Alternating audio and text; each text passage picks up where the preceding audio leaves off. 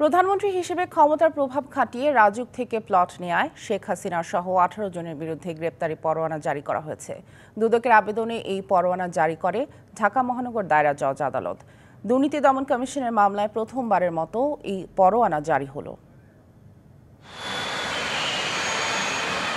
ক্ষমতার প্রভাব খাটিয়ে পূর্বাচলে হাসিনা পরিবারের জন্য ৬০ কাঠার প্লট বরাদ্দে অনিয়ম দুর্নীতির প্রমাণ পাওয়ায় মামলা করে দুদক। এতে বলা হয়, সরকারের সর্বোচ্চ পদাধিকারী ও পাবলিক সার্ভেন্ট হিসেবে বহাল থাকা অবস্থায় ক্ষমতার অপব্যবহার করে প্লট বরাদ্দ করা হয়।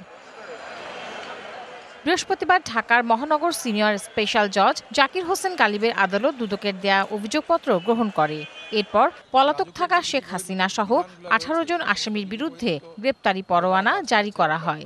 যে অ্যাপ্লিকেশন করতে হয় সেই প্রেসক্রাইব ফর্মে তারা অ্যাপ্লিকেশন করেননি, ইভেন তিনি নিজে আবেদন করেননি। শুধুমাত্র তার সাইমা ওয়াজেদের মা প্রাক্তন প্রধানমন্ত্রী, তিনি তার পদপদবি ব্যবহার করে এবং তার পদপদবি ব্যবহার করে রাজুকের যে সমস্ত কর্মকর্তারা ছিল তাদেরকে প্রভাবিত করে এবং তারাও প্রতারণামূলকভাবেই তাকে সহায়তা করে সম্পৃক্ত হয়েছেন এই মামলায়।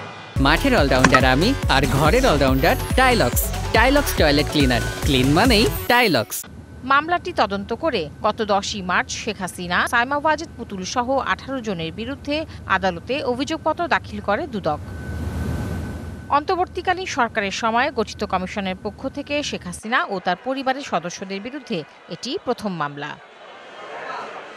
Tahsina Jesy, DBC news, Dhaka.